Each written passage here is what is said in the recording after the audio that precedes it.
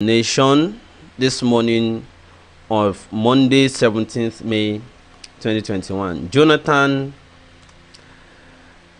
OK's governor's talk on national concerns, and there's something important here.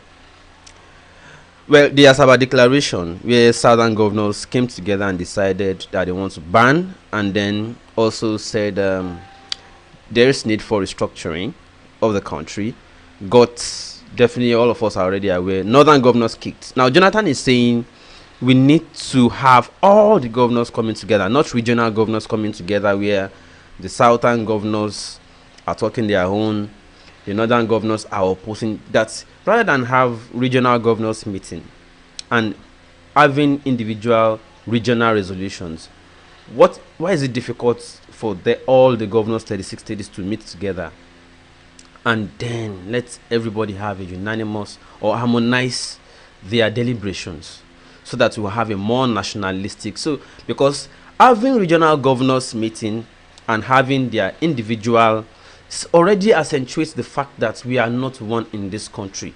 Because if you are meeting based on regional interests and you are having opposite or opposing resolutions, it already says that secessionists are right, that the regions are not together. They are not, their interests are not one. So that is where Jonathan is coming from, saying, well, governors meeting based on regional interest is very wrong. Consequently, he is calling that, let us all have a meeting of all governors instead of this one. I don't even know why. Maybe there is a governors forum. What happened to it? I mean, since 2015 till now, we have not been having governors meeting together. Are we nationalistic? Everybody's pursuing their own interests. Okay. I move to the next paper for today.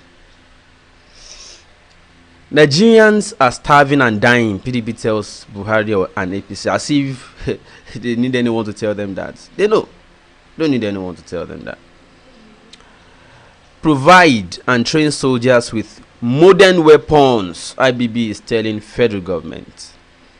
Now, there's a risk to that because looks like we all know what soldiers do with weapons in this country. It's not as if it is weapons that is making it difficult for our military to conquer or to defeat the terrorists, but it looks like it is the interest, where their interests actually lie. You know, today you say that, they say soldiers got to where they wanted to attack the bandits. Soldiers will come out and say, we got order to freeze or to retreat. We got orders not to fight. You already paid a lot of money to equip them, to get them to the place, so they now got there. You now order them to freeze, to cease fire, to not shoot, to not do this. So I don't think it is weapon. I think it is political will to do it that is not there. So let us be sincere for once. IBB, we know you are a military man, and the only language you people understand is weapon, weapon, weapon. But another fear to increasing weapon for soldiers, which is not a wrong thing if you truly want national, that is if there is a sincerity of purpose. Another threat or fear is that these guys may not be using the weapon to actually confront terrorists. How do most of the weapons our military have, our police have, make their way to the hand of terrorists and bandits at the end of the day? How do they happen? And how is it that even when our military are about to make victory, they get order to retreat or to cease fire? Two questions. Number 3, the third threat is, are you sure these weapons you are asking for are not to fight those agitators who are asking for self-determination? Because it has become very clear that over time, federal government has not been unleashing security operatives on bandits as much as they have been unleashing on peaceful protesters. So asking for weapons, ammunition, and all those things to do that, it is scary. It's worrisome that it may not be for the purpose of ending banditry or confronting insecurity. It might be altogether just to make sure that they clamp down on voices that are asking for self-determination, and that's another fear. PDP governors converge on Ibadan on Ibadan today to discuss worsening insecurity and economy. Now, there's total blackout as we speak right now in Kaduna because Labour is going on strike. Well, it is alleged that the state governor of Malam Nasir El-Rufai embarked on mass sack of workers, and the Labour decided to take it up with him. Now, everybody is stockpiling food as we speak right now in Kaduna because they're expecting major things to shut down. Now, government said police stations are based in Delta. They killed 2 DPO, 2 others. Wiki announces arrest of killers of security agents. It's getting redder. Southern houses of assembly speakers back southern governors. Article to governors: convene national summit to save Nigeria. Don't wait for federal government. Now I move to the next paper. It's the Daily Sun. Now we already saw this since yesterday that southern governors already backed southern speakers already backed governors. So I move to the bottom of that page. Don't push us to join secessionists, and this is another important part of the story today. Do not push us to join secessionists, Yoruba farmers and hunters tell federal government. They say the call for breakup is not the solution to Nigeria's problem. That's according to Clark. If you look at the bottom of that page, 2023 post may not hold, says Bode George. Now it's clearer. There are more reasons the 2023 election is likely not going to hold. And first is rising insecurity. Insecurity is already a threat to any such arrangement at this time. Rising insecurity is already a threat. Second is that the 1999 constitution, eyes don't open, and people are saying, no, we can't have another election under this same constitution that is fraudulent, because it will always continue to turn up the same results. So there must at least be an amended constitution, a people's constitution before that time. Otherwise, there's no confidence in that process. So that's number 2, the 1999 constitution. Number 1 is insecurity. Number 2, the fraudulent 1999 constitution. People are saying, no way, you can't continue to operate under this. And the third one is what is going on with this administration, nepotism and all that, showing that, and the lack of will on the part of this government to unite everybody. So it's beginning to look like a regional government or regional chauvinism over other regions in the country. So people are just like, no, we're not going to continue like this. So there's increase in call for self-determination. So more people are not interested in the politics anymore. They are interested in self-determination at this time. So while insecurity is going to affect or threaten assembly of people that want to vote, increase in agitation for self-determination is also another likely boycott for election. So there are so many reasons election is not likely in 2023, except something gives. And I move to the next paper here. Is the New Telegraph. Pass resolution for military intervention over insecurity. That's a retired general is telling National Assembly.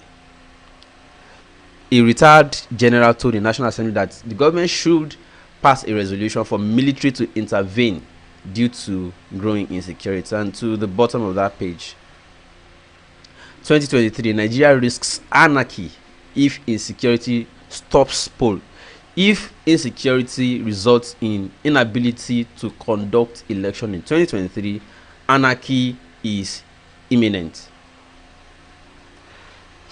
Then the lawyers also say Constitution only allows a 6-month extension of Buhari's regime. Now we're already looking at that. Exercise lowers memory loss for Alzheimer's sufferers, and that's an important public announcement. Yeah, the comments are coming in already, and this is the last paper I have for today. Daily Trust. On Daily Trust, persecuted at home. Igbo Muslims troop to north for succor. Does that sound, how do I put it? Does that sound interesting? Does that sound interesting? So they are saying that more in north at present than they are in the east. And I zoom that so that we can all see it together. So Igbo Muslims are moving in mass to north for succor because they feel more persecuted at home. So more Igbo Muslims are moving to the north. Whatever happens to rights to religion is another problem. Ethnicity is one, religion is another. Politics, partisan interests, and just so many things that divide us. If your own people persecute you because of your choice of religion, another problem. Now, marginalized in civil service, political appointments, that is, Igbo Muslims say they are marginalized at home because of their religion. Many practice Islam secretly. There are no discriminations. Imo, Enugu governments are saying. Gentlemen and ladies, those are the important things in the news I have on the pages today. So that's how I got to select the papers I read out. I thank you all who checked on me because of the injury I had on my leg yesterday. I'm recovering. I'll be fine. Thank you all. I'll rest a little bit and then as usual I'll step out again. You know now. Well, the comments are coming in. Somebody says, what's happening in Gaza today will soon happen in Nigeria. Be ready. We've been in our own Gaza since. It's just that it's not as pronounced as physical weaponized battle, but hunger is already a Gaza for us. Hunger is Gaza. Political imagination is Gaza. Insecurity is Gaza. People being kidnapped every day and all that. Everything is Gaza. Okay. Jacobi says Igbos are not Muslims. Well, it sounds like that to you because a lot of people believe that Igbos are Jewish by origin, right? According to Mazi Nnamdi Kanu. All right. And then, but then, I listened also at some point to Asari Dokubo. I think he's a Muslim, right? And he believes more that they should rather be building mosques. So I think you guys want to deal with that, debate about or conflict of opinion over there. Gentlemen and ladies, I want to draw the curtain at this point. I bring you Vagabonds in Power by Larry Safari. I love you all. But if they kill the messenger, they no go fit kill the message. My people just they suffer, suffering and smiling. Hey, vagabonds in power. They want me, they want you. Government in power. It don't tell them they play also. The vagabonds in power. They want me, they want you. The government in power. It don't tell them they play also. Yes, every little thing when I see, I go talk. Every little thing when you see, make you talk. My ancestors. But if you kill the messenger, you know go fit kill the message. My people just they suffer, suffering and smiling. Hey, vagabonds in power. They use me, they use you. The government in power. You don't tell them they kill us. So